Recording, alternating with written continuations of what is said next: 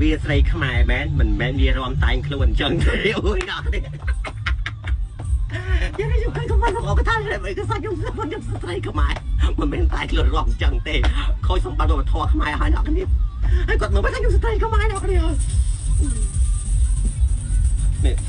ស្រីខ្មែរខ្ញុំស្រីខ្មែរខ្ញុំភេទទី3ខ្មែរមើលច្បាស់បបឯងមើលខ្ញុំណែស្ត្រីខ្មែរអង្គុយឆ្ងល់នេះយីលួយលោកទោះបីខ្ញុំជាភេទទី3ខ្មែរខ្ញុំមកនៅស្រុកគេមិនក៏ខ្ញុំដែលតែងខ្លួនលះហិលហាច់ដើរតាមផ្លូវដូចស្អីនឹងដែរយល់អត់ខ្ញុំប្រាប់ឲ្យហើយយីនេះអានខ្លួនឯងមាន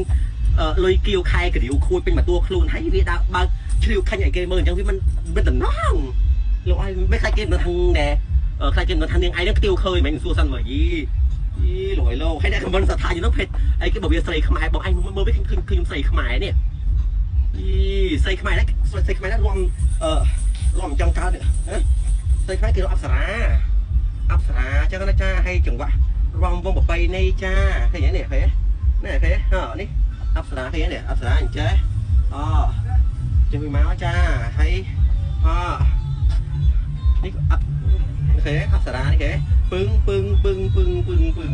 ងแล้วก็อันนี้บางทีជូនពជូនពแล้วก็แม่แล้วก็អង្គុយចាយីណែទោះបីខ្ញុំភេទទី3ខ្មែរមកនៅ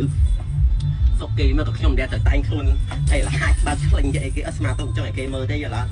យីខ្ញុំឃើញអីគេឃើញខ្ញុំបោក Facebook បោកដេកមកឃើញគេផុស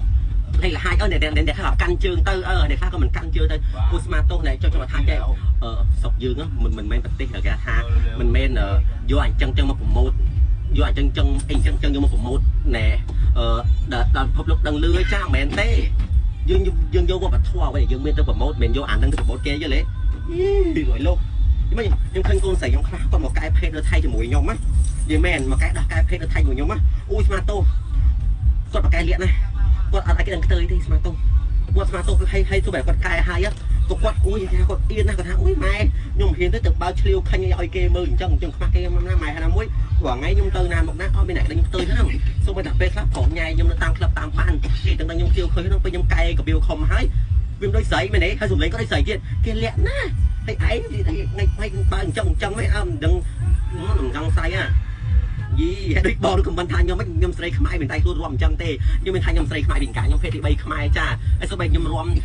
លហេលហាច់អញ្ចឹងខ្ញុំមានទៅរួមតាមសាធារណៈឲ្យគេមើលពីវិវាការអញ្ចឹងដែរពេលខ្លះសូម្បីនៅប្រទេសនេះវិញក៏គេមានកន្លែងគេហៅថា private ដែរទោះបីគេរួមអញ្ចឹងលហេលហាច់ដល់ស្រាតអញ្ចឹងក៏គេមានកន្លែង private គេដែរគេមិនចេះថតរូបផុសពេលខ្លះអញ្ចឹង